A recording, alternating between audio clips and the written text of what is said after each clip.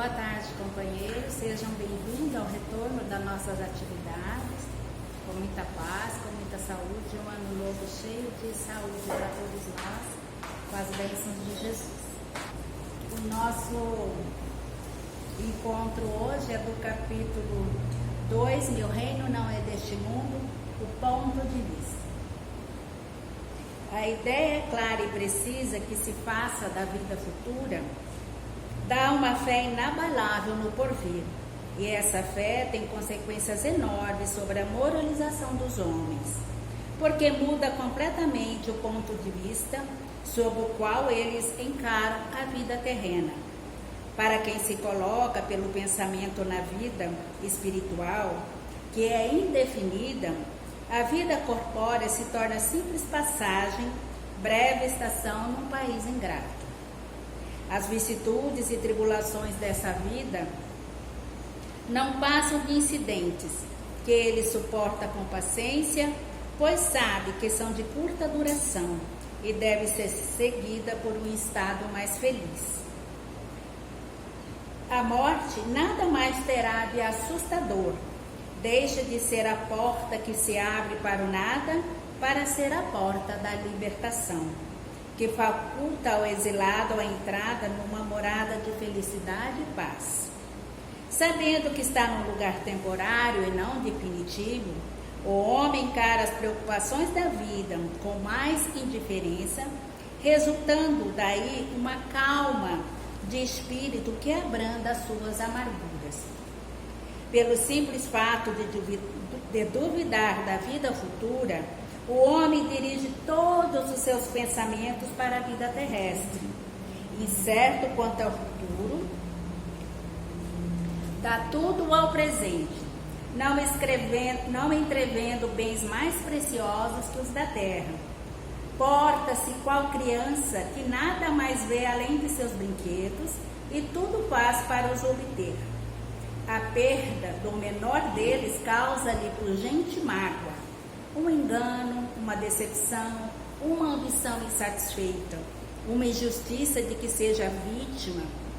O orgulho ou a vaidade feridos são outros tantos tormentos que transformam sua existência numa angústia perpétua, infligindo-se a si próprio a verdadeira tortura de todos os instantes. Sob o ponto de vista da vida terrena, em cujo centro se coloca, tudo assume ao seu redor vastas proporções. O mal que o atinja, como o bem que toque aos outros, adquire a seus olhos grande importância. Dá-se ao mesmo com aquele que se encontra no interior de uma cidade. Tudo lhe parece grande, tanto aos homens que ocupam altas posições como os monumentos. Contudo, se ele subir a uma montanha, homens e coisas lhe parecerão tão pequenos. É o que acontece ao que encara a vida terrestre do ponto de vista da vida futura. A humanidade, assim como as estrelas do firmamento, perde-se na imensidade.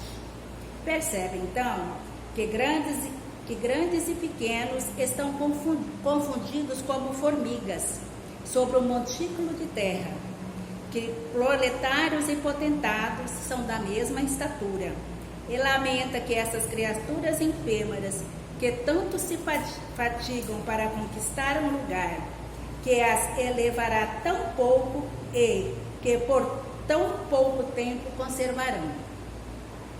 A importância, pois dadas aos bens terrenos, está sempre em razão inversa da fé que se tenha no futuro.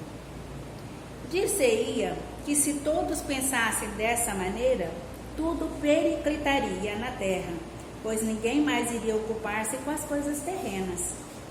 Não, o homem instintivamente procura o seu bem-estar, e mesmo estando certo de que só por pouco tempo permanecerá no lugar em que se encontra, ainda assim cuida de estar aí o melhor ou menos mal que lhe seja possível.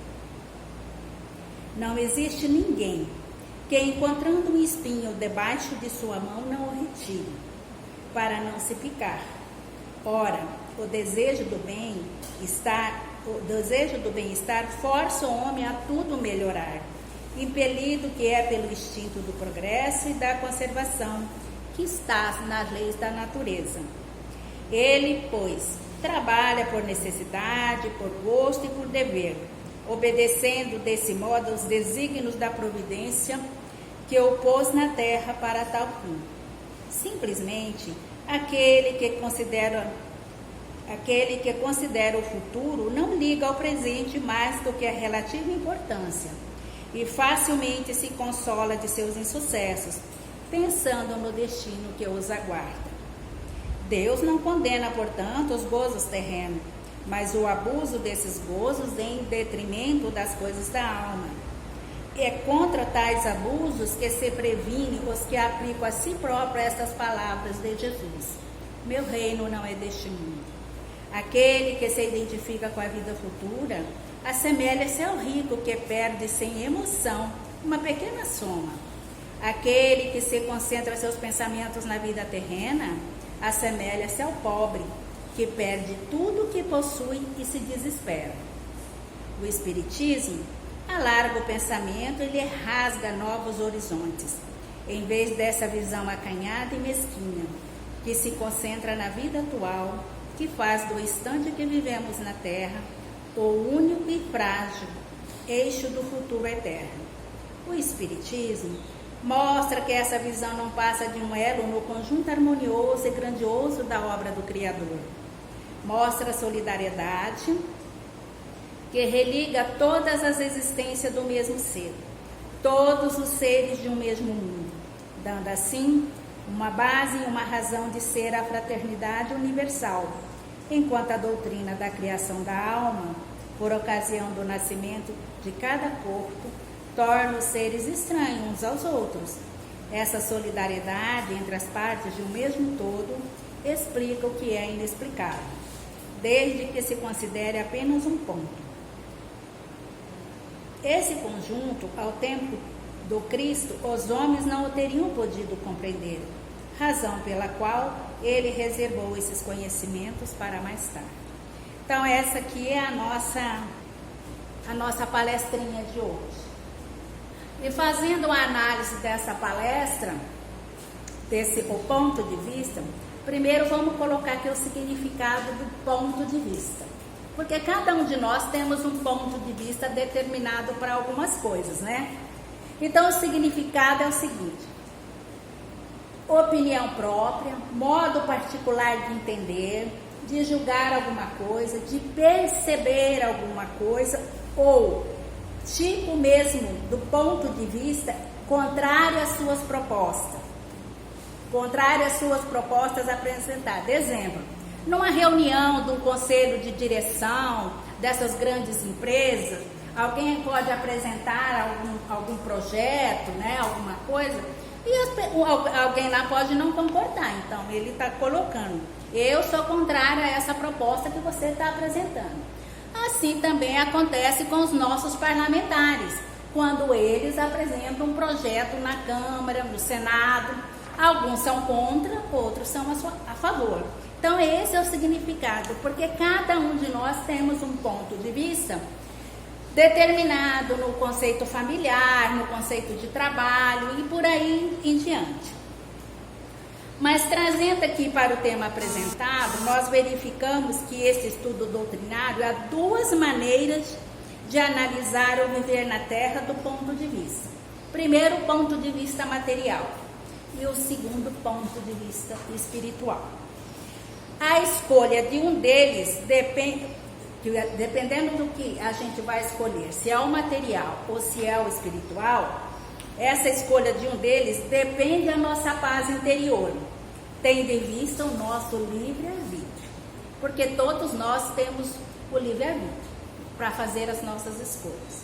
Eu sempre digo que as escolhas são assim, ela tem o ônus e tem o bônus, então você é responsável por elas, né?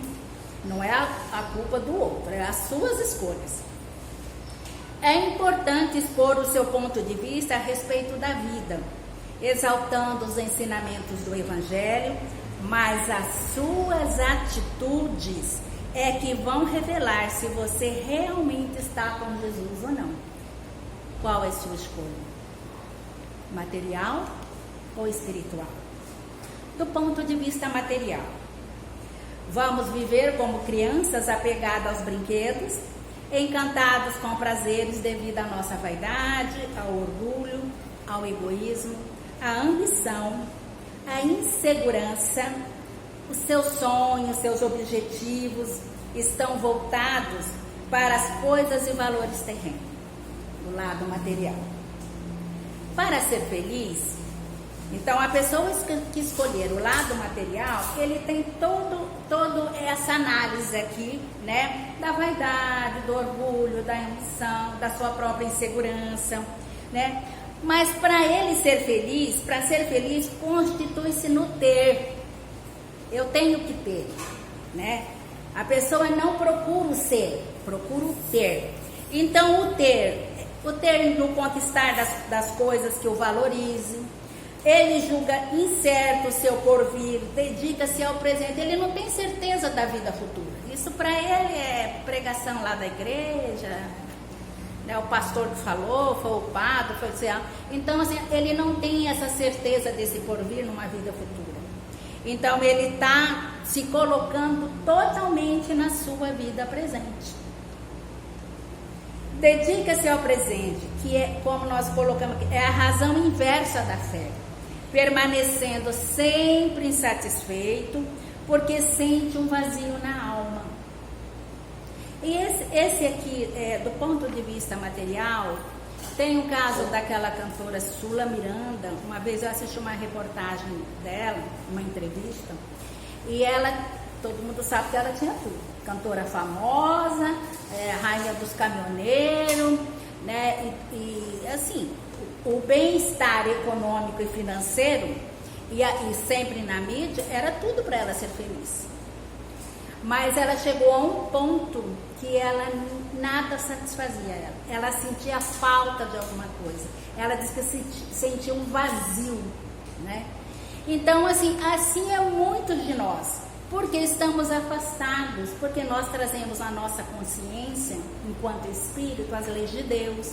A gente traz as nossas bagagens de vida sucessória, a gente traz aquela bagagem de que nós já estivemos no mundo espiritual. A gente, muitas das vezes, não tem essa realização concreta, mas a gente traz uma noção. E quando as pessoas chegam aqui e se satisfazem somente com o material, realmente sente um vazio na alma, né? Porque alguma coisa está faltando para o espírito, porque não é só a matéria, é o espírito. Então, essa pessoa, muitas vezes, esse vazio na alma, muitas vezes nós estamos vendo hoje a depressão profunda, crianças, jovens, adultos e idosos com depressão profunda, outros com pensamentos e energias negativas, pensando no suicídio, achando que colocando fim à sua própria vida, mesmo tendo as coisas materiais, que tudo vai ser resolvido. Não vai ser resolvido. Está comprometendo mais ainda a sua alma. Então a gente tem que ter muita atenção, né? Hoje a maioria das famílias passam o celular ou para as crianças, em vez de brincar com as crianças, em vez de ir no parque com as crianças, e as crianças estão ficando muito depressivas. Vamos lembrar também que lembrar que precisamos conviver com os bens materiais. Porque enquanto encarnados nós precisamos, né, dos materiais que necessitamos para a nossa sobrevivência. Como encarnados, o homem trabalha por necessidade, por gosto, por dever, obedecendo desse modo à vontade de Deus. Mas para isso nós temos que desenvolver também o potencial do intelecto, o intelectual e o moral, sempre acompanhados juntos. Nunca um em detrimento do outro, né? Porque senão você vai continuar tendo esse vazio na alma. E usar esses recursos que o planeta Terra nos oferece para sermos mais felizes possíveis com o nosso trabalho e não sermos cargas pesadas para familiares e o Estado. Deus não condena os gozos terrenos, mas o abuso utilizado em detrimento da alma. Então, esse cuidado do ponto de vista material, que todos nós temos que ter, especialmente aqueles que estão ao nosso redor, que estão ao nosso lado, que ainda não têm a compreensão da vida futura, que não têm a compreensão ainda dentro de si do Evangelho de Jesus, né? Na última palestra que foi eu que fiz também, a realeza de Jesus, Jesus veio mostrar para nós por que ele veio, qual era a missão dele, né? Que o povo judeu achava que ele vinha para libertar eles da escravidão, que ele ia ser que Jesus ia ser o rei na terra e que eles iriam ficar na supremacia dos outros povos, né? E não é assim. Então, assim, naquela época, eles acharam assim que Jesus decepcionaram eles, né? Então, quantos, né, anos já passaram, séculos já passaram e nós ainda estamos aqui. E ainda estamos ainda muito arraigados aos bens materiais, muitos irmãos perdidos, muitos irmãos ainda que não conseguiram enxergar a vida futura. E que nós sabemos que muitos espíritos que passam para o outro lado, sem nenhuma noção da vida futura, o sofrimento é grande, a dor é muito grande, né? Então, é necessário nós fazermos essa avaliação junto, especialmente daqueles que estão próximos de nós. E do ponto de vista material? Do ponto de vista espiritual, no próprio texto, né, que nós lemos ali, no primeiro parágrafo, está contido a vida futura, que Jesus coloca, né? A ideia clara e precisa que se faça da vida futura dá uma fé inabalável no porvir. E essa fé tem consequências enormes sobre a moralização dos homens, porque muda completamente o ponto de vista sobre o qual eles encaram a vida terrena. A certeza da vida futura nos leva a aproveitar melhor, né, a vida presente, porque nos fazem olhar dentro e ao redor com os olhos de esperança, de solidariedade, de confiança em Deus, em Jesus e nos homens. Então, a vida espiritual é uma libertação para nós, quando nós já temos esse entendimento. Até porque nós já chegamos aqui dentro de uma casa espírita, né? Estamos sempre aqui reunidos. Já temos assim essa sabedoria, os estudos, temos discernimento, né? Por que estamos aqui, da onde nós viemos, por que estamos e para onde vamos. Mas nem todos têm ainda essa noção da vida futura que Jesus deixou. Por quê? Porque naquela época, quando nós estávamos aqui, a gente ainda não tinha condições de seguir os pensamentos de Jesus. Porque Jesus é o quê? Uma alma elevadíssima.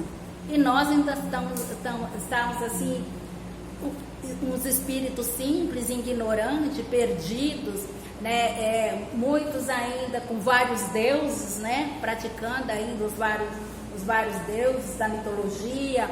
Então, assim, a gente não tinha condições, Jesus não tinha condições de revelar tudo. Tanto é que ele demorou, né, um pouco para chegar até o Allan Kardec e fazer essa descoberta que nós estamos aqui para um aprendizado, que somos todos estagiários, né, no planeta Terra. Alguns falam, até dizem assim, a Terra é um hospital e que nós somos os doentes, né? Eu já ouvi muito essa frase. Então, assim, enquanto enfermos somos e estamos por aqui, vamos então procurar essa melhora espiritual, né? Como a gente colocou, o ter é necessário, sim, porque a gente não pode ser também um peso para nossa família, né? Você tem que trabalhar, você tem o direito de ter o gozo material, mas de uma maneira sadia, de uma maneira que você não esteja prejudicando o outro, que você não está usurpando o outro, que você não está tirando nada do outro. É com o seu trabalho, é com o seu esforço, né, que você está conseguindo. Então Deus ele gosta que a gente se mantenha nesse equilíbrio econômico, financeiro, mas também nunca se esquecer do lado espiritual. O material é necessário, mas o espiritual, porque é o que nós vamos levar. Porque os nossos bens terrenos vão ficar tudo aqui. O dinheiro no banco, o dinheiro aplicado, a casa, o carro, tudo vai ficar. Porque a gente sabe, primeiro, que caixão não tem gaveta. E segundo, quando você vai, o caminhão de mudança não vai atrás. Então é só o espiritual que nós vamos levar. O que eu fiz, o que eu aproveitei nesta encarnação, se eu ajudei, se eu enxuguei lágrimas, se eu fui uma pessoa participativa, amorosa, né, dentro daquilo e da fé que eu acredito. Não importa o que está escrito lá na porta do templo, se é espírita, se é católico, se é evangélico. São as ações, são as atitudes, é que vai nos mostrar o que eu sou. Eu não preciso aqui ficar falando, eu fiz isso, eu fiz aquilo, eu fiz aquilo. Não, é as minhas ações e as minhas atitudes é que as pessoas que convivem comigo que vão conhecer, né? Que vão saber que realmente quem eu sou. Então, voltando aqui, perceber que a imortalidade da alma oferece-nos estímulo à transformação íntima para o bem. Enfrentamos as vicissitudes e tribulações da vida com paciência, resignação, pois sabemos que são de curta duração. Compreendemos que, enquanto encarnados, somos estagiários no planeta de prova, expiação e reparações, que se fazem necessárias para a reabilitação moral e espiritual nossa, de cada um de nós. Que nós estamos aqui num lugar temporário e não definitivo. Hoje nós estamos no planeta Terra, porque somos ainda espíritos imperfeitos, estamos em busca da nossa evolução moral e espiritual, do aperfeiçoamento, mas é uma longa caminhada. Então nós estamos aqui temporariamente. Quando tivermos condições de ir para outros lugares, Deus nos concederá.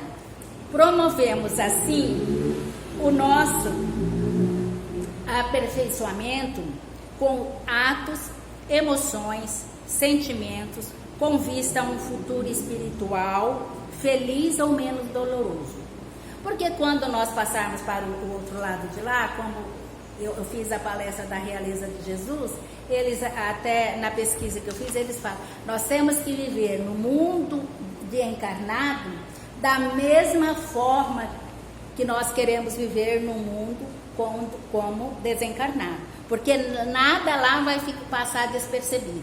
Lembra que eu falei que não adianta o fingimento das amizades, que não adianta eu falar que eu gosto da fulana e que na realidade eu não gosto, porque lá é o nosso pensamento, eles leem os pensamentos. Então eles até colocam, viva de tal maneira na Terra que você possa viver nos dois mundos, né? Com sabedoria, com alegria, mas também, principalmente, consciente de que estamos aqui temporariamente e que prestaremos conta de todas as encarnações que nós passarmos. Do ponto de vista espiritual, o Espiritismo vem despertar novos horizontes para a humanidade, mostrando que essa vida não passa de um elo, um conjunto harmonioso e grandioso da obra do Criador. Fomos criados espíritos simples e ignorantes, quando na vinda do Cristo não tínhamos condições de compreender esses conhecimentos, razão pela qual Ele deixou para passar esses conhecimentos mais tarde, quando nós já tivéssemos um entendimento, né, para compreender essa vida futura e o Evangelho de Jesus. Com a oportunidade das reencarnações sucessórias, estamos evoluindo com a fé para nos elevarmos e sermos anjos um dia, pois o amor cobre multidões de pecado. Entender que a vida futura é a vida plena do Espírito. Então, essa é a nossa mensagem de hoje, do ponto de vista, né, levando aqui para a reflexão, para a nossa, na hora que a gente for deitar, fazer aquela reflexão. o que estamos fazendo. Nós estamos mais propensos para o lado material, para o lado espiritual. Nós estamos mais propensos no ter ou no ser. Então, fazer essa alerta, que é sempre bom o Evangelho, porque ele está alertando, todas as passagens dele, ele está alertando a gente. Olha, cuidado, o caminho é esse, presta atenção. E às vezes a gente que quer viver no mundo de ilusão, né? Quer passar por cima. Mas a gente tendo essa compreensão, que Jesus nos abençoe, nos envolva, né? E a minha bibliografia foi do Evangelho, né, segundo o Espiritismo, a apostila da Federação Espírita Brasileira do Grupo de Paz e Rede Luz Espírita.